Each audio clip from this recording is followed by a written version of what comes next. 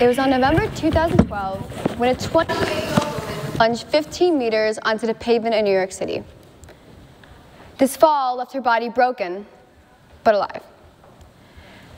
This was both an act of desperation and hope. This young woman climbed out onto the 6th-floor terrace in order to escape a group of men that had been sexually abusing her for 2 days straight. Hi, I'm Lana Heaney, and today I'll be talking to you about human trafficking. Now, just a show of hands, if you would, who thinks they know or who knows what human trafficking is? Okay, you, right there. Oh, yes, you right there. What do you think human trafficking is? Is the action of illegally transporting people from one area to another, usually for purposes of commercial or sexual exploitation. That was so, how did you, okay. So that was a great example, thank you. If you didn't know what he said, well, there it is. But as a more dictionary-defined explanation, what is that? Human trafficking is defined as the action of illegally transporting people from one area of country to another, typically for the purposes of sexual exploitation or forced labor. Now, that's a somewhat sugar-coated explanation. And I'm sure you're thinking, how could that be sugar-coated? That's pretty awful. Well, I'll tell you.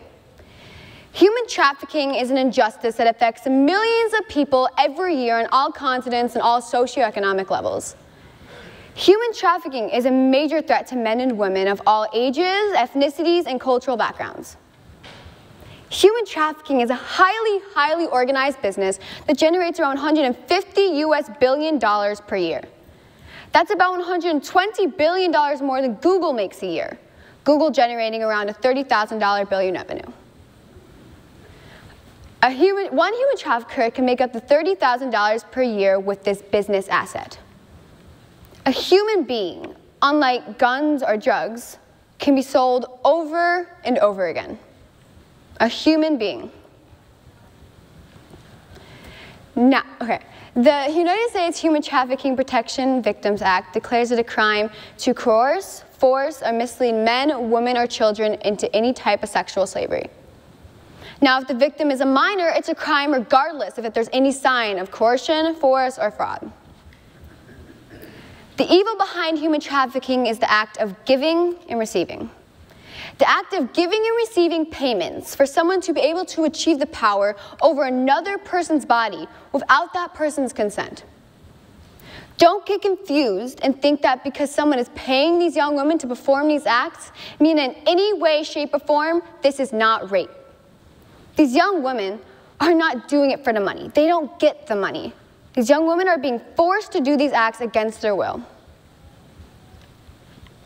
Now, this is usually for the purposes of exploitation, sexual exploitation, forced labor, slavery, and similar practices, sometimes even the removal of organs.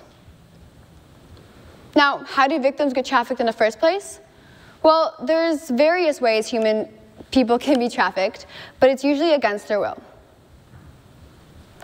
Once enslaved, victims are forced into awful and unsanitary living conditions, sometimes with up to 30 other women just like them. Their movement is restricted and their personal documents withheld.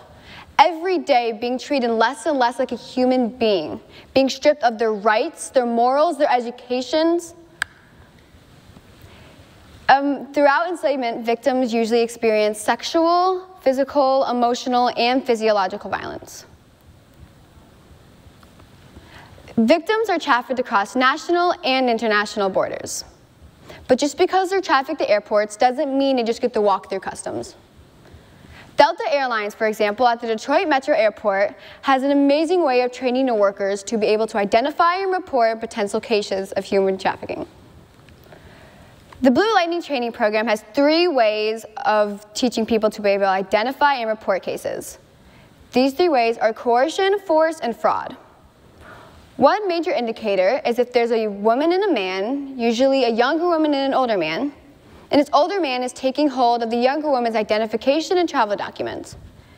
If the worker sees this, the worker is trained to stay calm and ask the younger woman questions like, do you know what the name of the airport you're at right now is called? Do you know where you're going? Did you take any connecting flights? What's your first name? What's your last name? Now, usually this younger girl will either not know the answers or will be too nervous to answer them. An older man will step in front of her and try to answer for her and take over the situation. If and when this happens, the worker is trained to immediately report to the airport security, and it will go on from there. Now, the airport is not the only place human trafficking happens in Michigan. In fact, Michigan is the second in the nation for human trafficking. The second in the nation. Major events like Art Prize and Art Fair are very popular for human trafficking to happen. At this year's 2017 auto show, 22 people were arrested on account of human trafficking, and 15 human trafficking victims were identified. States with the most calls received to the human trafficking hotline reported by the Polaris Project are Detroit, Lansing, Ann Arbor, Kalamazoo, and Mackinac Island. As a 15-year-old girl, it is not only important for me to know what human trafficking is, but to know how to avoid it. As I said before, yes, human trafficking is a highly organized business, but often thinking about it this way and talking about it this way can make us forget that it's happening on an individual level in our own backyards. People aren't wrong when they think human trafficking happens in big cities like New York and LA, but human trafficking, the truth is very secretive and rural and happens in very secluded places.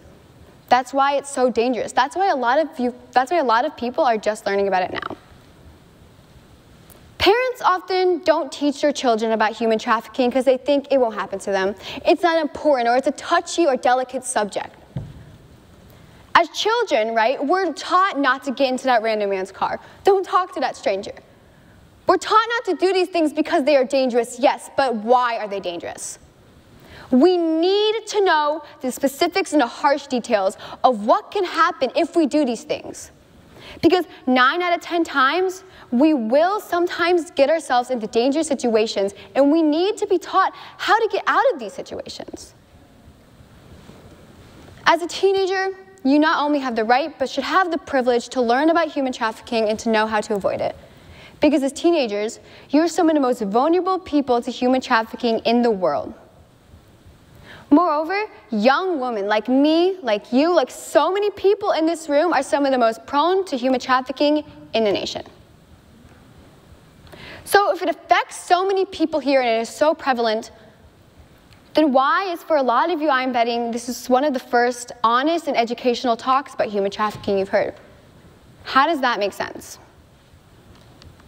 I will now be reading a poem by a 16-year-old human trafficking survivor named Lisa. Children of the night is the term they used, but the phrase alone is what left me confused. To say the least, we all have a sad story. But look in her eyes and it's pretty self-explanatory. The beatings and the rapes were all part of the job, but the glitter and the gold is what kept us involved. The passion and the drama makes it hard as well. Our eyes were too clouded to realize we were walking the streets of hell. The pimps and the tricks were all a clever disguise, but under those costumes hold many lost young lives. Our education and our morals stopped growing completely, but our breasts and our bodies seem to grow older weekly.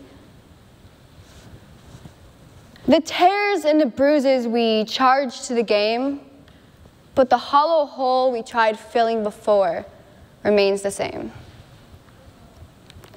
If you look above me, this is Michigan's human trafficking hotline.